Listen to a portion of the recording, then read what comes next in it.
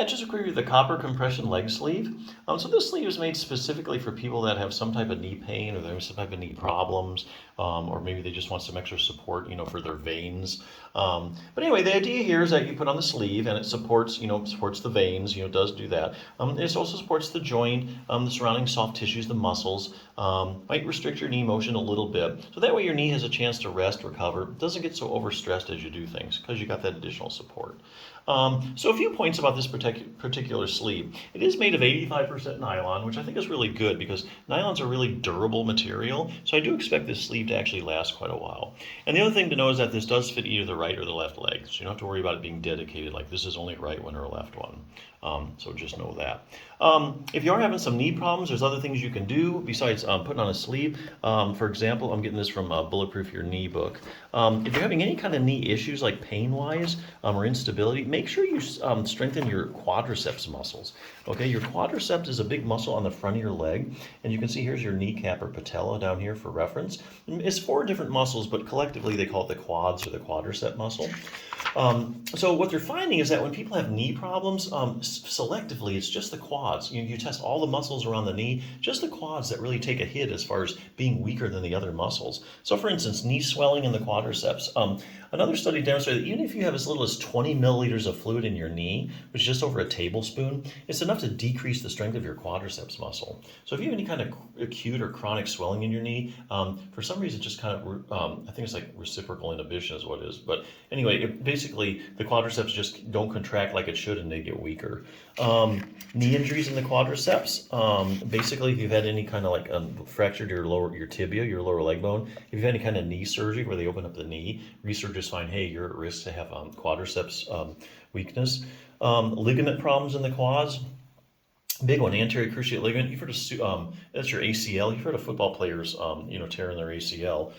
Look at this. One study showed that people who had completely ruptured their ACL, they found that the strength of their quadriceps muscle in the injured leg was decreased by 25 to 30%.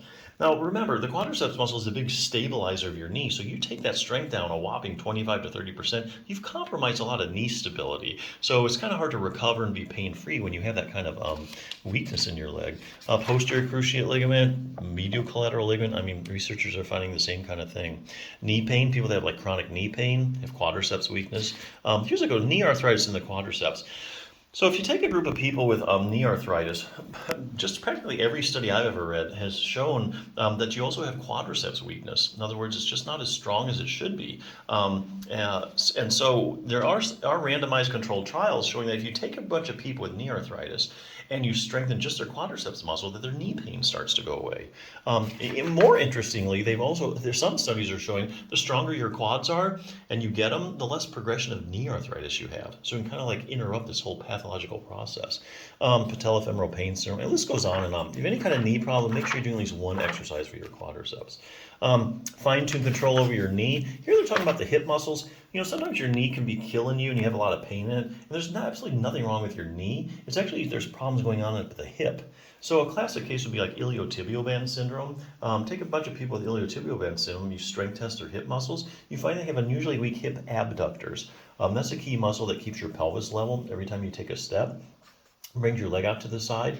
And here again, just like with knee arthritis, randomized controlled trials showing that, hey, you take a group of people with iliotibial band syndrome, you strengthen their hip abductors, then iliotibial band syndrome starts to go away. Optimize knee flexibility. We all know we need a knee that can bend and straighten sufficiently. What a lot of people don't know is that your knee doesn't just bend and straighten, it actually rotates. So about the last 10 to 15 degrees of extension, that's you straightening your leg, it actually rotates laterally or out to the side. Here's a little test to see if you have that motion. That's an accessory motion you need, to have full knee functioning. Last thing you can do, increase dynamic knee stability. Here they're talking about proprioception. That's your position sense.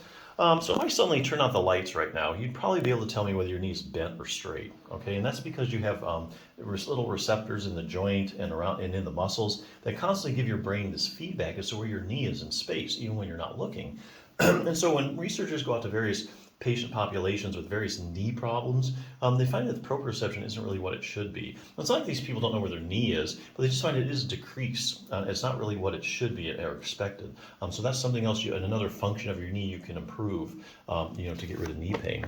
Anyway, lots of stuff you can do, but hey, nothing's as quick as putting on a sleeve. These things really work. This is a pretty good one, so check it out.